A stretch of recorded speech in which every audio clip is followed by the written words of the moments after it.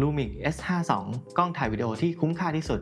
สามารถถ่ายได้ถึงความละเอียด 6K เลยนะครับ 10 บิต Dynamic Range 14 สต็อประบบออโต้โฟกัสแบบใหม่และระบบกันสั่นที่ยอดเยี่ยมครับและแถมยังมีเลนส์ให้ใช้งานเนี่ยมากมายเลยทีเดียว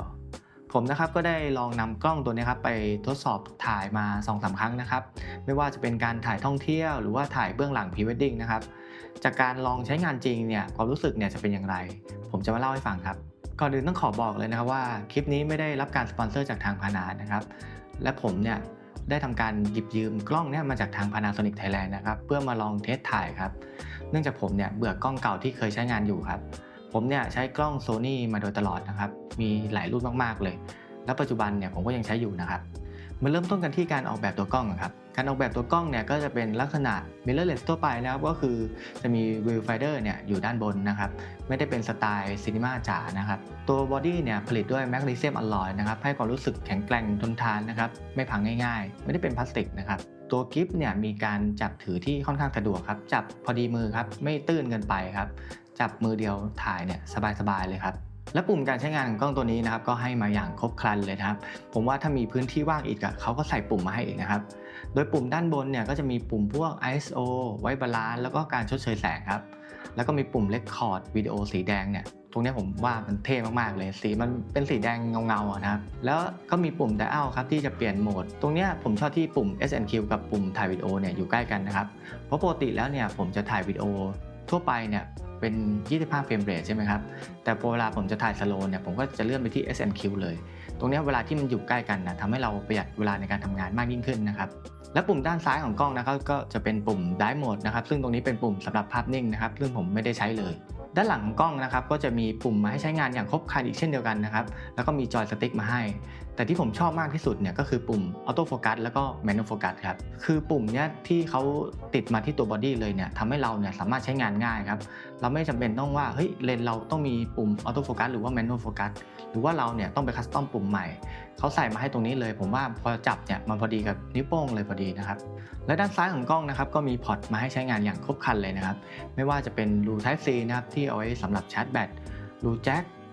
แล้วก็รูหูฟังนะครับและที่สำคัญเลยนะครับคือเขาให้รู HDMI แบบใหญ่มาด้วยครับก็คือแบบ Type A นั่นเองนะครับรูเนี้ยสำคัญมากๆเลยนะครับเพราะว่าเวลาที่เราถ่ายวิดีโอเนี่ยเราจะต้องต่อจอแยกเนี่ยบ่อยๆครับใครที่เคยใช้แบบพวก Micro HDMI นะครับก็จะรู้นะครับว่าสาย Micro HDMI เนี่ยพังง่ายมากๆเลยเพราะมันรูมันเล็กอะครับเวลาเกี่ยวไปเกี่ยวมาเนี่ยมันก็จะเกิดการหักได้แต่พอเป็นรูใหญ่แบบนี้แล้วเนี่ยปัญหาเหล่านั้นเนี่ยก็จะน้อยลงไปนะครับและด้านขวาของตัวกล้องนะครับก็มีช่องใส่ Memory Card 2 อันนะครับซึ่งใบหนึ่งเนี่ยเราสามารถถ่ายปกติและอีกใบหนึ่งเนี่ยเราสามารถถ่ายแบ็กอัพไว้ได้นะครับเกิดกรณีที่การ์ดหนึ่งเสียเนี่ยเราก็ยังมีอีกการ์ดเนี่ยไว้ใช้งานได้ครับจอภาพของตัวกล้องนะครับก็เป็นจอขนาด3นิ้วนะครับสามารถฟลิปสกรีนได้รอบเลยนะครับสีสันเนี่ยค่อนข้างโอเคเลยทีเดียวผมชอบการออกแบบ UI ของทางพานานะครับเนื่องจากว่า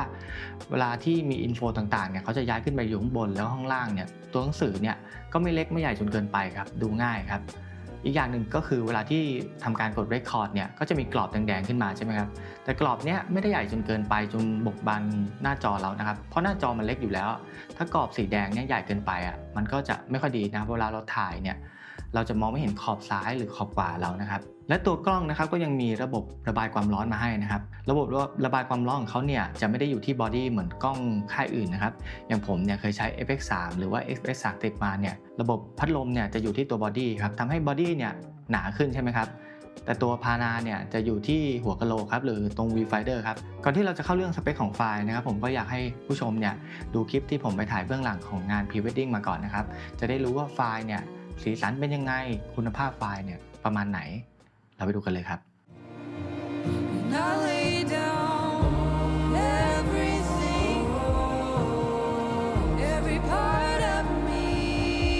I'm yours.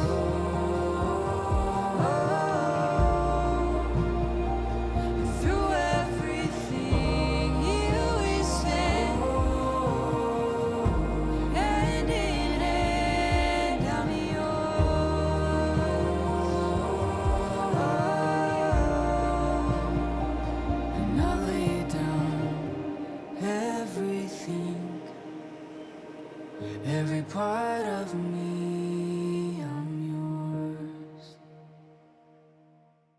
ตัวกล้องนะครับก็มีเซ็นเซอร์ขนาด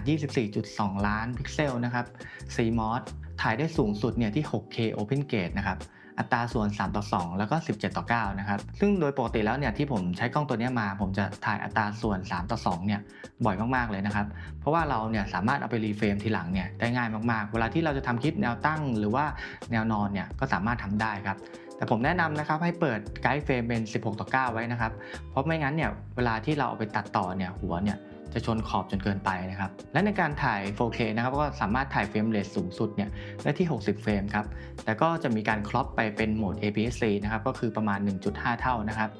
ตรงนี้ก็เหมือนกล้องของค่ายอื่นนะครับอย่างที่ผมเคยใช้มาก็จะเป็น A7C A7C2 นะครับที่จะโดนครอปเวลาที่เราถ่าย 60 เฟรมนะครับกล้องตัวนี้ก็ยังสามารถถ่าย Super Slow Motion ได้ด้วยนะครับที่ Full HD เนี่ยจะถ่ายได้ที่ 120 เฟรมครับซึ่งตรงนี้ผมยังไม่ได้ลองนะครับเพราะว่าผมถ่ายส่วนใหญ่เนี่ยก็จะเป็น 50 เฟรมแล้วก็ 25 เฟรมครับตัวกล้องรองรับการถ่ายแบบโปรไฟล์ Vlog ด้วยนะครับ Vlog เนี่ยจะเป็นโปรไฟล์แบบสีจืดๆนะครับที่ให้ Dynamic Range ถึง 14 สต็อปเลยนะครับเท่าที่ลองใช้มาเนี่ยประทับใจมากๆเลยครับมากล้องตัวนี้ลองใช้ Vlog แล้วเนี่ยความฉ่ำของสีแล้วก็แสงในส่วนสว่างแล้วก็ Shadow เนี่ยสามารถเก็บได้ดีเลยทีเดียวและในโปรไฟล์นี้ครับก็ยังมีตัว Dual ISO นะครับอยู่ที่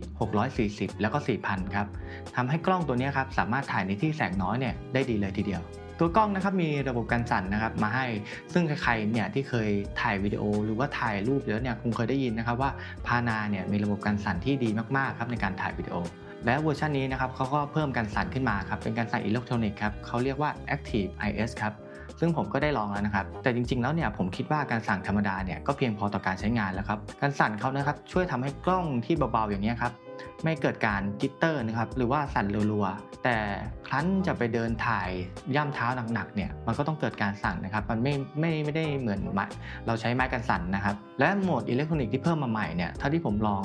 ผมก็ไม่ค่อยชอบนะครับเพราะว่ามันเหมือนฝืนเราถ่ายครับเวลาที่ผมถ่ายไปโยกซ้ายโยกขวาหรือว่าผมจะเอียงเนี่ยเหมือนกล้องเขาแบบไม่อยากให้เราสั่นนะเขาก็เหมือนฝืนเรามันดูไม่เป็นธรรมชาติสักเท่าไหร่ครับผมชอบการสั่นที่ดูเป็นธรรมชาตินะครับและมาถึงระบบออโต้โฟกัสแบบใหม่ครับระบบออโต้โฟกัสแบบใหม่เนี่ยได้ออกแบบยกแผงเลยนะครับเนื่องจากเมื่อก่อนเนี่ยพานาได้ขึ้นชื่อว่าโฟกัสเนี่ยไม่ค่อยดีเลยครับแต่มารุ่นนี้เขาก็มีการโฟกัสแบบใหม่ครับที่เป็นแบบเฟสไฮบริดนะครับซึ่งการโฟกัสเขาเนี่ยเท่าที่ผมใช้เนี่ยมันคล้ายๆกับทาง Sony ตรงที่เหมือน AI โฟกัสนะครับเวลาถ่ายไปเนี่ยจะขึ้นกรอบที่หน้าหันหลังเนี่ยก็จะขึ้นกรอบที่ตัวคนครับแล้วก็สามารถจับที่ตัวสัตว์ได้ด้วยนะครับและที่ผมชอบมากๆเลยคือการที่เราเนี่ยเวลาถ่ายโฟกัสมีคนยืนด้วยกัน2คนใช่ไหมครับเราสามารถใช้จอยสติ๊กเนี่ยครับเลือกไปได้ว่าเราจะโฟกัสคนซ้ายหรือว่าโฟกัสคนขวาครับจากประสบการณ์ลองใช้ออโต้โฟกัสของทางพานามาเนี่ยก็ต้องบอกว่าไว้ใจได้เลยทีเดียวนะครับแต่ก็มีบางทีนะครับที่มีปัญหาเหมือนกล้องมันจะยังงงๆครับว่าเฮ้ยจะโฟกัสดีไหมหรือว่าไม่โฟกัสดีตรงนี้ผมเชื่อว่าในอนาคตเนี่ยพานาก็จะปรับปรุงให้มันดียิ่งขึ้นนะครับนอกจากฟีเจอร์หลักๆที่กล่าวมาแล้วนะครับในตัวกล้องเนี่ยก็มีฟังก์ชันการใช้งานอีกเยอะมากๆเลยครับถ้าผมพูดวันนี้คงไม่หมดแน่เลยเพราะฉะนั้นเนี่ยผมจะลิสต์ฟังก์ชันที่จำเป็นในการถ่ายวิดีโอแล้วก็ผมเนี่ยชอบเนี่ยมาประมาณ 4-5 รายการนะครับอันดับแรกคือการใส่รัดที่ตัวกล้องได้ครับรัดที่ตัวกล้องเนี่ยผมมองว่าถ้าถ่ายวิดีโอเนี่ยจำเป็นมากๆเลยนะครับเพราะว่าเราสามารถดูภาพว่าเฮ้ยภาพเราเนี่ยตอนไฟนอลเนี่ยจะออกมาประมาณไหนได้เลยเพราะในการถ่ายวีล็อกเนี่ยมันคือภาพที่เป็นแบนใช่ไหมครับเพราะฉะนั้นเนี่ยเราต้องแปลงภาพให้เป็นภาพปกติก่อนแต่รัดที่ผมใช้ส่วนใหญ่นะครับก็จะเป็น Force Color รัดนะครับที่ช่วยในการวัดแสงซะมากกว่าตรงเนี้ยเวลาที่เราจัดไฟหรือว่าดูแสงเนี่ยจะทำให้เราเนี่ยทำงานง่ายมากยิ่งขึ้นนะครับถัดมาเป็นการใช้งานเวฟฟอร์มนะครับหลายๆคนนะครับก็อาจจะไม่รู้จักเวฟฟอร์มใช่ไหมครับเวฟฟอร์มเนี่ยก็เป็นการวัดแสงอย่างหนึ่งครับโดยวัดจากค่า IRE ครับโดยปกติฮิสโตแกรมเนี่ยจะวัดจากซ้ายไปขวาใช่ไหมครับเวฟฟอร์มเนี่ยจะวัดจากล่างขึ้นบนครับโดยล่างสุดเนี่ยก็คือมืดสุดครับบนสุดเนี่ยก็คือสว่างสุดเพราะฉะนั้นเนี่ยเราวัดแสงให้มันอยู่ประมาณตรงกลางภาพหน่อยนะครับแสงก็จะไม่ได้โอเวอร์เกินไปหรือว่าอันเดอร์เกินไปครับตรงนี้ใช้งานง่ายกว่าฮิสโตแกรมเยอะเลยนะครับถัดมาเป็นการใช้งาน Shutter Angle นะครับหลายๆคนก็อาจจะไม่รู้จักอีกแล้วครับ Shutter Angle เนี่ยคือการที่ตัวกล้องเนี่ยคำนวณชัตเตอร์ให้เราอัตโนมัตินะครับโดยที่เราไม่ต้องไปปรับอย่างถ้าผมปรับ Shutter Angle เป็นที่180องศาเนี่ยตัวกล้องก็จะปรับเฟรมเรทให้ของเราเนี่ยเท่าหนึ่งเลยนะครับอย่างผมถ่ายที่25เฟรมชัตเตอร์ก็จะเป็น50อัตโนมัติถ้าผมปรับโหมดไปที่ถ่ายที่60เฟรมชัตเตอร์ก็จะปรับเป็น120เฟรมอัตโนมัติซึ่งตรงเนี้ยเวลาที่เราเปลี่ยนเฟรมเรทไวๆหรืออะไรประมาณเนี้ย เราไม่ต้องคอยมาหมุนชัตเตอร์อีกรอบหนึ่งผมว่าการทำงานเราเนี่ยรวดเร็วมากยิ่งขึ้นแน่ๆถัดมาเป็นการ payback ครับ payback ตรงนี้หลายๆคนก็อาจจะมองข้ามไปนะครับแต่ส่วนตัวผมเนี่ยผมคิดว่ามีประโยชน์สำหรับผมนะครับก็คือเราสามารถมาร์กจุด payback ได้ครับโดยตั้งจุด start แล้วก็จุดจบได้ครับเวลาที่เราทำงานโปรดักชันหรือว่าถ่ายงานให้ลูกค้าดูเนี่ยบางทีเราถ่ายยาวใช่ไหมครับแต่เขาอาจจะเอาลูปสุดท้ายเนี่ยถ้าเราไม่มีจุดมาร์กเนี่ยเราก็ต้องคอยจ็อกไปเพื่อเล่นในส่วนที่เขาต้องการที่จะดูใช่ไหมฮะแต่เนี้ยเราเซตไว้เป็นจุดเริ่มจุดจบแล้วก็ทำให้มันลูปวนไปเรื่อยๆเรื่อยๆเรื่อยๆได้ตรงนี้เราก็จะไม่เสียเวลาครับและถัดมานะครับก็เป็นการต่อ HDMI นะครับ HDMI ต่อไปที่จอแยกเนี่ยเท่าที่ผมเคยใช้กล้อง mirrorless มันเนี่ยผมบอกได้เลยว่าพานาเป็นกล้องที่ออกแบบ UI ได้ดีมากๆครับในการต่อจอแยกเพราะว่าเราสามารถเซตติ้งกล้องดูอินโฟกล้องดูเฟรมออโต้โฟกัสดูอะไรตั้งค่ากล้องได้หมดเลยครับแล้วตัว UI เนี่ยออกแบบมาดูสบายตามากเลยนะครับไม่ได้ดูเกะกะและจอภาพก็แสดงเต็มจอด้วยเนี่ยตรงเนี้ยผมนะอยากให้ Sony เนี่ยทำได้เหมือนพานามากๆเลยนอกจากตัวกล้องจะดีแล้วใช่ไหมครับเขาก็ยังมีเลนส์ที่ดีด้วยนะครับเลนส์ที่ผมลองใช้เนี่ยก็เป็นเลนส์ S series นะครับเป็นเลนส์พรามโดยเลนส์ตั้งแต่25 50 85จะมีขนาดและน้ำหนักเนี่ยใกล้เคียงกันมากเลยนะครับคือเวลาเราขึ้น Gimbal เนี่ยเราไม่ต้องรีบาลานซ์ใหม่เลยนะครับแล้วหน้าฟิลเตอร์เขาเนี่ยก็จะมีขนาด67มิลเนี่ยเท่ากันหมดใครที่ใช้ ND filter เนี่ยก็ไม่ต้องคอยใส่อะแดปเตอร์แล้วก็มาใส่ ND filter ใหม่นะครับสามารถใช้หน้าเดียวกันได้หมดเลยนะครับตรงนี้เขาออกแบบมาเพื่อคนถ่ายวิดีโอจริงๆเลยนะครับและตัวเลนส์นะครับก็ยังมีราคาที่ไม่แพงนะครับก็มีราคาตั้งแต่ประมาณ 15,000 ถึง 30,000 นะครับแล้วแต่รุ่นเก่ารุ่นใหม่มือสองก็ยังมีนะครับตรงนี้หาซื้อง่ายมากๆเลยครับเท่าที่ผมลองใช้เลนส์นี้มาครับเลนส์เนี้ยก็ให้รูรับแสงที่ค่อนข้างกว้างนะครับก็คือ f1.8 ผมคิดว่าเพียงพอต่อการใช้งานแล้วครับเหลือๆเลยละลายหลังสวยๆเลยครับซึ่งผมปกติเนี่ยผมใช้เลนส์แค่ f2.8 ด้วยซ้ำผมไม่ค่อยได้ใช้ f1.8 สักเท่าไหร่นะฮะเลนส์พานาตัวนี้คุ้มค่าและนอกจากเลนส์ในค่ายนะครับเขาก็ยังมีเลนส์นอกค่ายไว้ให้ใช้งานนะครับอย่างใครที่อยากใช้ซูมเนี่ยราคาถูกเนี่ยก็ยังมีเลนส์แบบพวกซิกมาเนี่ยไว้ให้ใช้นะครับเป็น L mountตัวกล้องนะครับก็ราคาประมาณ 65,000 บาทนะครับซึ่งผมคิดว่าราคาเนี้ยค่อนข้างดีเลยทีเดียวถ้าใครได้โค้ดลด Shopee เนี่ยอาจจะต่ำกว่า 60,000 อีกนะครับความรู้สึกที่มีต่อกล้องตัวนี้ก็รู้สึกว่ากล้องตัวนี้เป็นกล้องที่ไฟล์ดีมากๆครับฟังก์ชันการใช้งานเนี่ยเพียงพอต่อการใช้งานจริงๆครับไม่ว่าเพื่อนๆจะเอาไป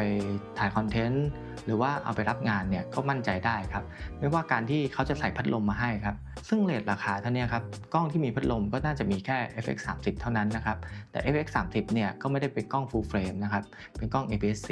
สำหรับใครที่สนใจกล้อง Panasonic อยู่เนี่ยหวังว่าคลิปนี้คงมีประโยชน์นะครับและใครเนี่ยที่ใช้กล้องพานาอยู่แล้วเนี่ยก็ลองคอมเมนต์มาพูดคุยกันได้นะครับว่าเจอปัญหาอะไรยังไงกันบ้างและสำหรับใครนะครับที่ชอบคอนเทนต์สไตล์นี้ครับไม่ว่าจะเป็นรีวิวตัดต่อทำสีถ่ายวิดีโอเนี่ยก็ฝากติดตามช่องผมไว้ด้วยนะครับอนาคตเดี๋ยวผมจะทำคลิปออกมาเรื่อยๆนะครับให้เพื่อนๆเนี่ยได้ติดตามกัน